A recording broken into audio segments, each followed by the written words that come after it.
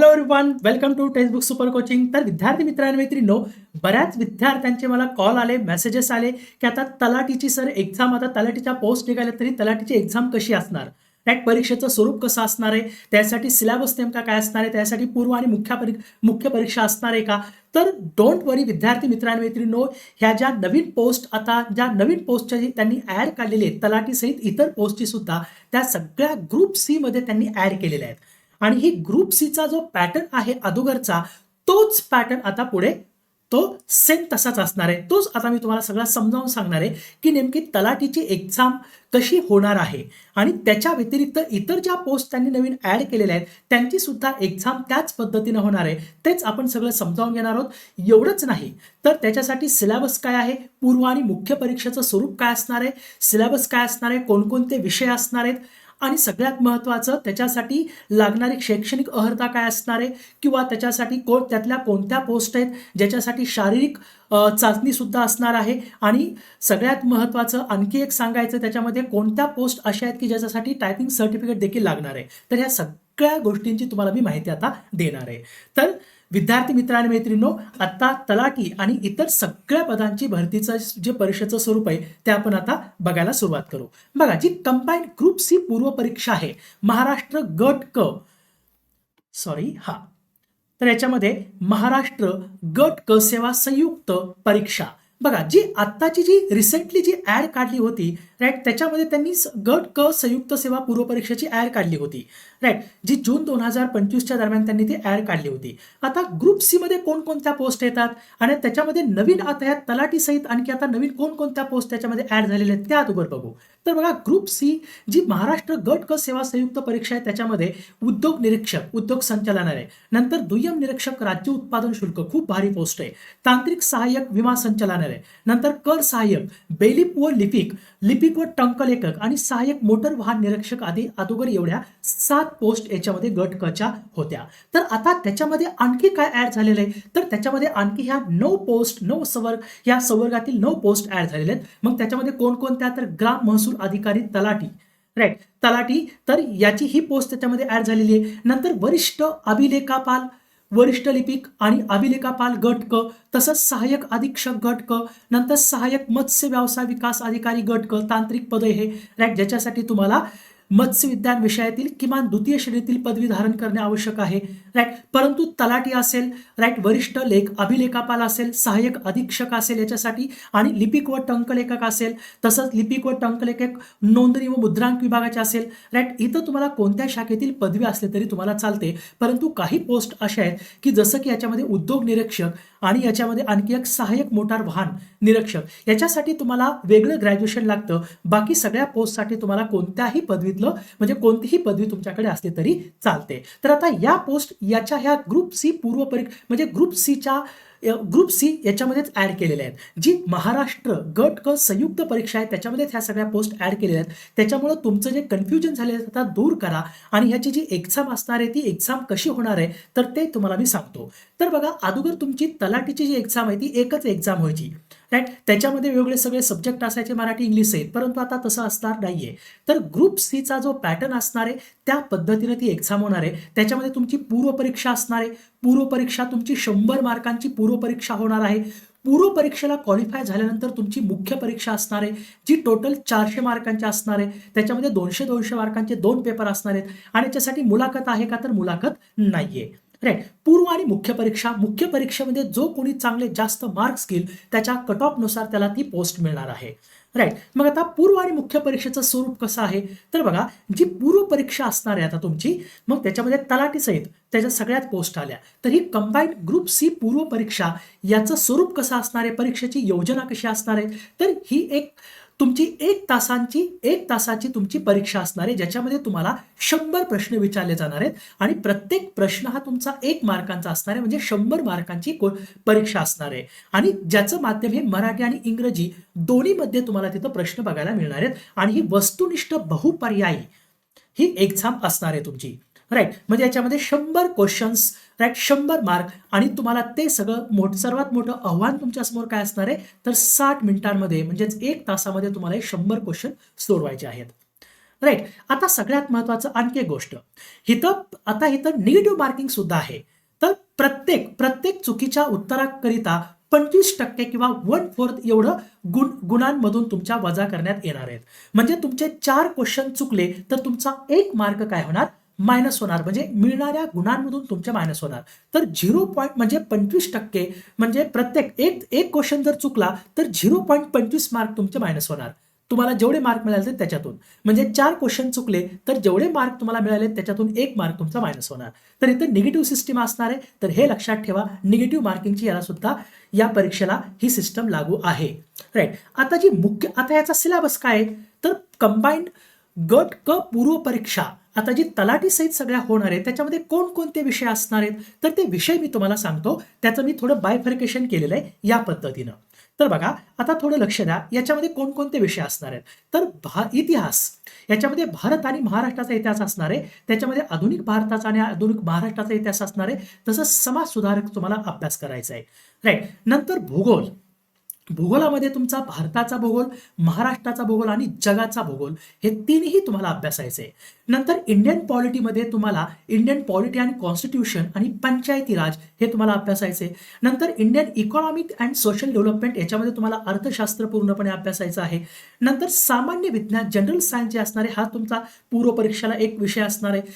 त्याच्यामध्ये भौतिकशास्त्र, रसायनशास्त्र, प्राणीशास्त्र, वनस्पतीशास्त्र आणि आरोग्यशास्त्र असणार आहे. तसंच सगळ्यात महत्त्वाचं म्हणजे 7वा विषय म्हणजे तो कुठला, तर याच्यामध्ये 6वा विषय म्हणजे चालू घडामोडी. चालू घडामोडींमध्ये तुम्हाला राज्य पातळीवरच्या, राष्ट्रीय पातळीवरच्या आणि आंतरराष्ट्रीय पातळीवरच्या चालू घडामोडी तुम्हाला करायच्या आहेत.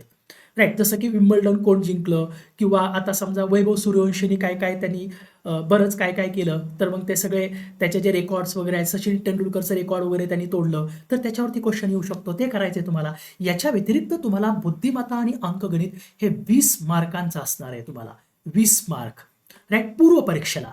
म्हणजे याच्यावरती तुम्हाला 20 क्वेश्चन बुद्धिमत्ता आणि अंकगणितावरती येणार आहेत, हे लक्षात ठेवा. तर हे पूर्व परीक्षेला एवढे तुमचे सब्जेक्ट असणार आहेत, त्या पद्धतीनं तुम्हाला अभ्यास करायचा आहे. आता मुख्य परीक्षेचं स्वरूप इथं कसं असणार आहे, तर मुख्य परीक्षा ही तुम्हाला पूर्व परीक्षा तुमची क्वालिफाय झाल्यानंतर तुम्हाला मुख्य परीक्षेला बसता येणार आहे. आणि मुख्य परीक्षा ही टोटल 400 मार्कांची असणार आहे. त्याच्यामध्ये पेपर 1 आणि पेपर 2 असे 2 पेपर तुमचे होणार आहेत. पेपर 1 जो आहे तो मराठी आणि इंग्रजीचा होणार आहे. म्हणजे मराठी 50 मार्काचं, म्हणजे 50 क्वेश्चन मराठीचे आणि 50 क्वेश्चन इंग्लिशचे असणार आहेत, जे तुम्हाला प्रत्येक क्वेश्चन हा 2 मार्कांचा असेल. म्हणजे मराठी 100 मार्काला आणि इंग्लिश 100 मार्काला पेपर 1 मध्ये विचारलं जाणार आहे. आणि याच्यामध्ये पूर्णपणे ग्रामर विचारलं जातं. राईट. आणि ह्याच्यासाठी तुम्हाला इथं सुद्धा 1 तासाचा वेळ असणार आहे. आणि ही सुद्धा तुमचा पेपर वस्तुनिष्ठ बहुपर्यायीचा असणार आहे. आता दुसरा पेपर जो असणार आहे तो सामान्य अध्ययन आणि बुद्धिमत्ता चाचणी असणार आहे. म्हणजे बुद्धिमत्ता चाचणी, गणित आणि बुद्धिमत्ता चाचणी हे तुम्हाला पूर्व आणि मुख्य दोन्हींकडे आहे. तर याचे सुद्धा तुम्हाला 100 क्वेश्चन असणार आहे दुसऱ्या पेपरमध्ये. आणि तो सुद्धा प्रत्येक क्वेश्चन 2 मार्कांचा असणार आहे. 200 मार्कांचा दुसरा पेपर असणार आहे, जिथं मराठी आणि इंग्रजी दोन्हीचं माध्यम असणार आहे. आणि त्याचा वेळ सुद्धा 1 तासामध्ये तुम्हाला ते सोडायचे आहेत. आणि त्याचं जे स्वरूप आहे ते सुद्धा वस्तुनिष्ठ बहुपर्यायचं असणार आहे. म्हणजे 200 मार्कांचे तुमचे मुख्य परीक्षेचे 2 पेपर तुमचे होणार आहेत. आता हे मुलाखत ह्याच्यातून काढून टाका. राईट. पोलीस, हे आता केवळ पोलीस उपनिरीक्षक. आता ह्याच्यातून काय माहितीये का, हे आता पोलीस उपनिरीक्षक हे गट ब मध्ये येतं. ही सोडून द्या, इथून हे सोडून द्या. याच्यावर काय लक्ष देऊ नका तुम्ही. ओके. ही शारीरिक चाचणी वगैरे ह्याच्यावर काय लक्ष देऊ नका. फक्त याच्यावरती लक्ष द्या, कारण गट ब आणि गट क सिलेबस सेमच आहे. त्यांची परीक्षेचं स्वरूप सुद्धा सेमच आहे. फक्त पोलीस उपनिरीक्षकासाठी थोडं वेगळं, त्याच्यामध्ये शारीरिक चाचणी वगैरे, त्याच्या मुलाखत वगैरे राहते. ती पण आता त्यांनी कॅन्सल केलेली आहे, करतायत. राईट. परंतु आपल्याला ग्रुप सीचा आपण समजावून घेतोय. तर ग्रुप सीची मुख्य परीक्षा 400 मार्कांची असणार आहे. 200 मार्काचे 2 पेपर. आलं लक्षात तुमच्या. आता मुख्य परीक्षेसाठी तुम्हाला कोणकोणते विषय असणार आहेत, तर तो पेपर 1 जो असणार आहे तो किती 200 मार्कांचा असणार आहे. 100 क्वेश्चन असणार आहेत. मराठीचे 50 प्रश्न आणि इंग्लिशचे 50 प्रश्न, असे 100 प्रश्न 2-2 मार्काला 1-1. राईट. मग त्याच्यामध्ये हा पूर्णपणे सिलेबस आहे. सिलेबस डोंट वरी, तुम्हाला सिलेबस मी पाठवून देतो. तुम्ही काय करा, मी तुम्हाला नंबर देतो. हा माझा नंबर आहे 94 039 33 345. या नंबरवरती मला एक मेसेज करा. मी तुम्हाला आपल्या ग्रुपमध्ये पण ऍड करतो. आणि ग्रुप सीचा जो सिलेबस आहे, नंतर परीक्षेचं स्वरूप 3 PDF आहेत टोटल. त्या 3 PDF ज्या एमपीएससीने दिलेल्या आहेत त्या तुम्हाला मी पाठवून देतो. तुमच्या पर्सनल व्हॉट्सअप नंबरला मी पाठवून देतो. तुम्ही फक्त मला व्हॉट्सअपला मेसेज करा. ओके, की मला ग्रुप सीचा सिलेबस वगैरे सगळं हवंय, मी तुम्हाला सगळं पाठवून देतो. तर हा सिलेबस नंतर तुम्ही काय करा, तिथूनच वाचून घ्या. फक्त मी तुम्हाला आता सांगतो काय, की मुख्य परीक्षेला कोणकोणते विषय असणार आहेत. पूर्व परीक्षेला जे विषय असणार आहेत ते मुख्य परीक्षेला सगळे विषय असणार आहेत, राईट. प्लस त्याच्यामध्ये एक्स्ट्रा आणखी काय ॲड होणार आहे, तर मराठी इंग्लिश प्लस काही आणखी त्याच्यामध्ये वेगळे काही सब्जेक्ट आहेत ते तुम्हाला मी सांगतो. आता बघा, पूर्व परीक्षेला जसं इतिहास आहे तसाच मुख्य परीक्षेला देखील आहे. भारत आणि महाराष्ट्र, आधुनिक भारताचा आणि महाराष्ट्राचा इतिहास आणि समाजसुधारक असणार आहे. भूगोल पूर्व परीक्षेला ज्या पद्धतीने असणार आहे त्या पद्धतीनेच मुख्य परीक्षेला असणार आहे. भारताचा आणि महाराष्ट्राचा भूगोल फक्त मुख्य परीक्षेला जागतिक भूगोल नसणार आहे. नंतर पॉलिटीमध्ये इंडियन पॉलिटी आणि पंचायत राज दोन्ही असणार आहे.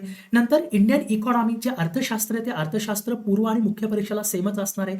सामान्य विज्ञानामध्ये फक्त मुख्य परीक्षेला तुमचं आरोग्यशास्त्र असणार आहे. बाकी भौतिकशास्त्र, रसायनशास्त्र, प्राणीशास्त्र आणि वनस्पतीशास्त्र हे सामान्य विज्ञानामध्ये सगळं विचारलं जाणार आहे. चालू घडामोडी जे पूर्व परीक्षेला आहे तेच तुम्हाला मुख्य परीक्षेला देखील आहे, राज्य, राष्ट्रीय आणि आंतरराष्ट्रीय स्तरावरचं. आणि बुद्धिमत्ता आणि अंकगणित तुम्हाला मुख्य परीक्षेला जवळपास 22 क्वेश्चन्स त्याच्यावर विचारले जातात, जवळपास 44 मार्कांचं विचारलं जातं.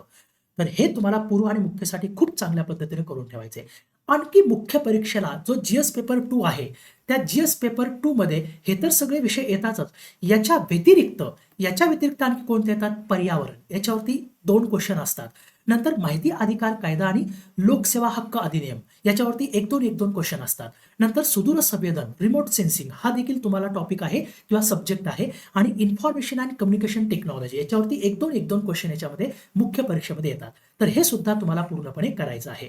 आता सगळ्यात महत्त्वाचं याच्यासाठी तुमच्यासाठी काय, जर तुम्हाला या सगळ्या विषयांची तयारी करण्यासाठी जर तुम्हाला वेळ लागणार असेल किंवा तुम्हाला ह्या सगळ्या विषयांची तयारी व्यवस्थित तुमच्या सेल्फ स्टडी तुमचा होणार नसेल तर तुमच्यासाठी आम्ही एक 2027च्या दृष्टिकोनातून आम्ही बॅच पण लॉन्च केलेली आहे, ज्याच्यामध्ये तुमचं कंप्लीट कंबाईंड ग्रुप बी आणि ग्रुप सी दोन्हींची तयारी एकत्रित होईल तलाठी सहित, राईट. तर मी माझा हा नंबर देतो आणि ह्या बॅचची फीस जी आहे ती अगदी कमी आहे, म्हणजे खूपच कमी आहे. ह्याची एन्क्वायरी करायची असेल तर 94-039-33-345 या नंबरवरती मला मेसेज करा.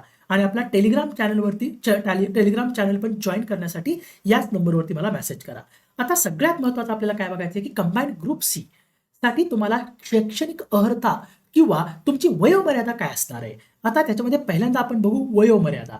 तर बघा, जे अमागास गट आहे, जे मागासवर्गीय आहेत, ते मागासवर्गीयांना 43 वर्षापर्यंत तुम्हाला सगळ्या पदांसाठी काय करता येणार आहे, अप्लाय करता येणार आहे, राईट. मग त्याच्यामध्ये आता ज्या नवीन त्याच्यामध्ये ऍड झालेले पदं तलाठी सहित सगळी, त्याच्यासाठी सुद्धा वयाच्या 43 वर्षापर्यंत तुम्ही ती एक्झाम देऊ शकता. आणि जे अमागास आहेत म्हणजे ओपन, त्यांच्यासाठी आता ओपनसाठी किती आहे, अमागासासाठी ओपनसाठी 38 किती आहे, 38 वर्षांपर्यंत ते काय करू शकतात, आपली एक्झाम देऊ शकतात, राईट. तर याच्यामध्ये कमाल आणि आता किमान वयोमर्यादा किती हो, काही पोस्टसाठी 18 वर्ष, काही पोस्टसाठी 19 वर्ष, म्हणजे तुमचं ग्रॅज्युएशन तिथं संपतं, तिथून तुम्ही लगेच काय करू शकता, एक्झाम द्यायला सुरुवात करू शकता. परंतु या सगळ्या पोस्टसाठी आता हे तर फक्त कंबाईंड ग्रुप सीच्या अगोदरच्या पोस्ट दिलेल्या आहेत, परंतु आता ज्या नवीन ऍड झालेल्या ज्या तलाठी सहित इतर त्यांच्यासाठी सुद्धा वयोमर्यादा तुमच्यासाठी हीच असणार आहे. जे अमागास आहेत त्यांच्यासाठी 38 वर्ष आणि जे मागासवर्गीय आहेत त्यांच्यासाठी 43 वर्ष.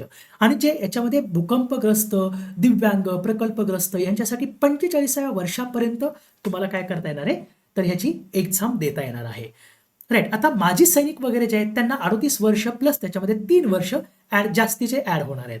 38 वर्ष प्लस 3 वर्ष, 43 वर्ष प्लस 3 वर्ष मागास आणि अमागास आणि मागासवर्गीयासाठी, माजी सैनिक, आणीबाणी किंवा अल्प सेवा राजनिश्चित अधिकारी वगैरे असतील त्यांच्यासाठी. आलं लक्षात, इथपर्यंत लक्षात आलं. आता कंबाईंड ग्रुप सी मध्ये जी उद्योग निरीक्षक आणि सहाय्यक मोटार वाहन निरीक्षक हे जी पद आहेत याच्यासाठी फक्त तुमची पदवी जी आहे ती तुम्हाला वेगळी लागते.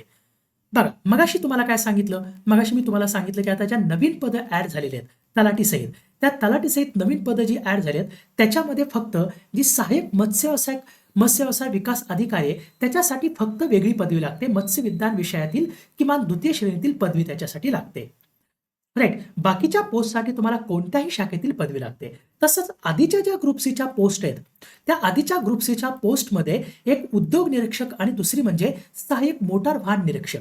याच्यामध्ये उद्योग निरीक्षक साठी तुम्हाला स्थापत्य अभियांत्रिकी म्हणजेच तुम्हाला विज्ञान शाखेतील पदवी आणि स्थापत्य अभियांत्रिकी शाखेतील पदवी लागते आणि सहाय्यक मोटार वाहन निरीक्षक ह्या पदाकरिता ऑटोमोबाईल इंजिनिअरिंग किंवा मेकॅनिकल इंजिनिअरिंग याच्यामधली पदवी लागते. राईट.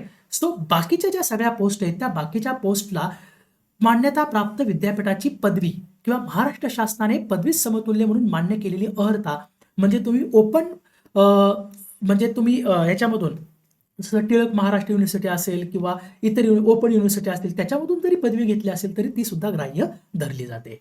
आलं लक्षात मग तुमच्या. आता आता कोणत्या पदांसाठी कोणत्या 2 पदांसाठी शारीरिक पात्रता लागते कंबाईन ग्रुप सी मध्ये, तर इथं दुय्यम निरीक्षक राज्य उत्पादन शुल्क आणि सहाय्यक मोटार वाहन निरीक्षक याच्यासाठी तुम्हाला पुरुष आणि महिला दोघांसाठी शारीरिक पात्रता लागते. तर दुय्यम निरीक्षक राज्य उत्पादन शुल्कासाठी किमान जी उंची असते पुरुषांसाठी 165 सेंटीमीटर आणि जे महिला आहेत त्यांच्यासाठी 155 सेंटीमीटर. तसंच सहाय्यक मोटार वाहन निरीक्षकासाठी पुरुषांसाठी उंची 163 सेंटीमीटर आणि महिलांसाठी 155 सेंटीमीटर. राईट. तर ही त्यांच्यासाठी शारीरिक पात्रता लागते. तर हे लक्षात ठेवण्याचा प्रयत्न करा. आता कोणत्या अशा पोस्ट आहेत ज्याच्यासाठी टायपिंग लागतं, जसं की आधीच्या ज्या ग्रुप सी मधल्या जुन्या पोस्ट आहेत कर सहाय्यक. कर सहाय्यक मध्ये मराठी टंकलेखनाचा वेग 30 प्रति मिनिट म्हणजे 30 आणि इंग्रजी टंकलेखनाचा वेग 40 प्रति मिनिट म्हणजे तुम्हाला मराठी 30 आणि इंग्रजी 40 ही तुम्हाला हे प्रमाणपत्र लागतं. परंतु बेलिप किंवा लिपिक याच्यासाठी कोणतंही एकच लागतं. मराठी 30 किंवा इंग्रजी किंवा इथं किंवा दिलाय मराठी 30 किंवा इंग्रजी 40 असा लागतो. आता ज्या नवीन पोस्ट ऍड केलेत तर त्याच्यासाठी सुद्धा तुम्हाला मराठी किंवा इंग्रजी म्हणजे मराठी 30 किंवा इंग्रजी 40 तुम्हाला हा स्पीड लागणार आहे. कोणत्या लिपिक व टंकलेखक याच्यासाठी. तर हे लक्षात ठेवण्याचा प्रयत्न करा. आता याच्यासाठी स्किल टेस्ट त्यांनी रद्द केलेली आहे, परंतु याचा जर तुम्हाला फॉर्म भरायचा असेल तर तुमच्याकडे सर्टिफिकेट असणं आवश्यक आहे. आलं लक्षात. तर हे सर्टिफिकेट तुमच्याकडे असायला पाहिजे. सो आय होप की तुम्हाला ह्या सगळ्या गोष्टी व्यवस्थित लक्षात आल्या असतील. जरी आणखी काही गोष्टी लक्षात आल्या नसतील तरी माझा नंबर तुमच्याकडे आहे. राईट. Any time. आणि दुसरं म्हणजे तुम्हाला जो सिलेबस आहे तो सिलेबस पूर्णपणे तुम्हाला मी पाठवून देतो आणि याची बुक लिस्ट तुम्हाला कोणती यूज करायची ती सुद्धा मी तुम्हाला पाठवून देतो. राईट. बुक लिस्ट सहित तुम्हाला सिलेबस काय आहे तो सगळं पाठवून देतो. फक्त माझा नंबर तुमच्याकडे जो आहे त्याच्यावरती मला एक मेसेज करा. Right. So thank you so much. Have great day. आणि तुमच्या मित्रमैत्रिणींपर्यंत सगळ्यांपर्यंत हे लेक्चर शेअर करा. सो धन्यवाद.